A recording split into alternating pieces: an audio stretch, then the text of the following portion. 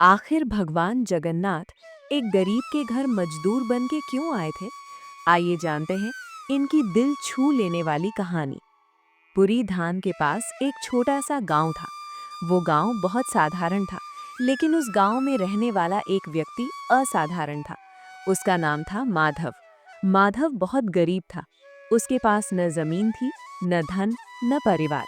एक कच्चा सा घर था, एक फटी हुई चादर और एक टूटी हांडी में रखा थोड़ा सा चावल। लेकिन उसके पास जो था वो बहुत बड़ा था, भगवान जगन्नाथ पर अटूट विश्वास। माधव रोज सुबह सूरज निकलने से पहले उठता था, नदी में स्नान करता और गीले कपड़ों में ही भगवान जगन्नाथ का नाम लेता। फिर वो दिन भर काम की तलाश में निकल जाता। कभी खेतों में मजदूरी मिलती, कभी बोझ ढोने का काम और कई बार पूरा दिन भूखा भी रहना पड़ता। लेकिन माधव ने कभी भगवान से ये नहीं पूछा कि मेरे साथ ही ऐसा क्यों। उसका एक नियम था, जो भी मिलेगा पहले भगवान को याद करेगा, फिर खुद खाएगा। कई बार दिन भर की मेहनत के बाद सिर्फ एक ही रोटी मिलती, तब भी वो उस रोटी को दो हिस्सों में तोड़ता। एक हिस्सा भगवान के नाम पर अलग रख देता और दूसरा खुद खाता। और अगर कुछ भी नहीं मिलता तो वो हंसकर कहता, आज शायद भगवान ने उपवास रखा है। एक साल बहुत भयानक अकाल पड़ा। बारिश नहीं हुई, खेत सूख गए, गांव में काम लगभग खत्म हो गया। लोग शहरों की ओर जाने लगे। माधव के पास भी अब कुछ नहीं बचा। कई कई दिन भूखा रहने लगा।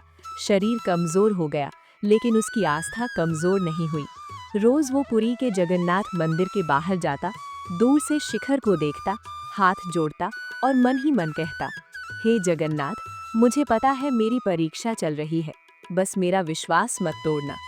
एक रात भूख और कमजोरी के कारण माधव अपने घर में गिर पड़ा। उसकी आंखें बंद हो गई। उसी क्षण वैकुंठ में बैठे भगवान जगन्नाथ ने अपने भक्त की पुकार सुनी। भगवान मुस्कुराए और बोले, अब समय आ गया है इसकी भक्ति को परखने का। अगली सुबह माधव की घर के दरवाजे पर धीरे धीरे दस्तक हुई। माधव ने दरवाजा खोला। सामने एक दुबला पतला आदमी खड़ा था, फटे कपड़े, धूल से भरा शरीर और बहुत थका हुआ चेहरा। उसने धीमी आवाज में कहा, भैया, मैं बहुत दूर से आया हूँ, काम की तलाश में हूँ, भूखा हूँ, क्या आप मुझे काम और रहने की जगह दे सकते हैं? माधव खुद भूखा था, फिर भी उसके चेहरे पर दया आ गई। उसने बिना सोचे कहा, मेरे पास देने को ज्यादा कुछ नहीं है, लेकिन अगर तुम चाहो तो मेरे साथ रह सकते हो, जो होगा मिल बांट कर खाएंगे। माधव ये नहीं जानता था कि उसके सामने खड़ा ये साधारण इंसान खुद भगवान जगन्नाथ है। अगले दिन दोनों साथ काम ढूंढने निकले, लेकिन वो आदमी जानबूझकर गलतियां करता। कभी काम बिगाड़ देता, कभी देर कर देता।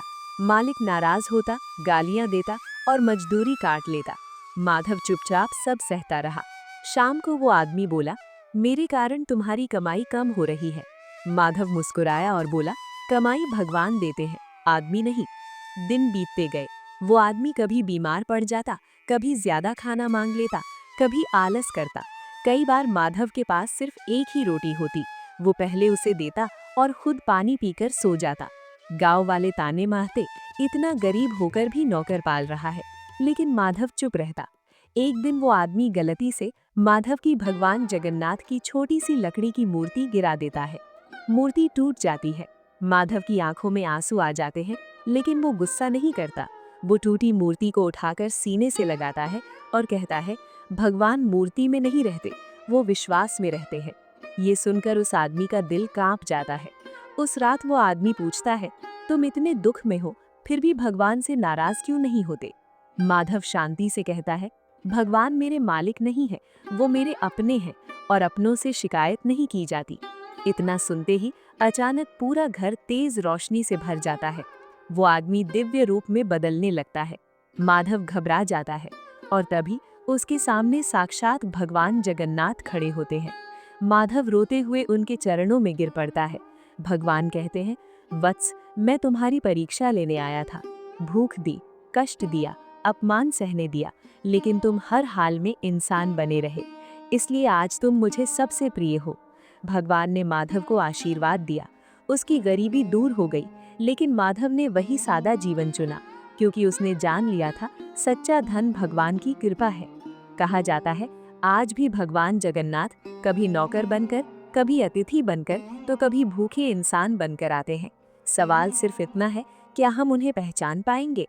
अगर इस कथा ने आपके दिल को छू लिया हो, अगर भगवान जगन्नाथ का नाम आपके मन में गूंज उठा हो, तो इस वीडियो को लाइक ज़रूर कीजिए और ऐसे ही भक्ति और विश्वास से भरी कथाओं के लिए इस चैनल को सब्सक्राइब कर लीजिए, क्योंकि हो सकता है अगली कथा आपकी ज़िंदगी की परीक्षा के लिए खुद भगवान भेज रहे हों। जय जगन्नाथ।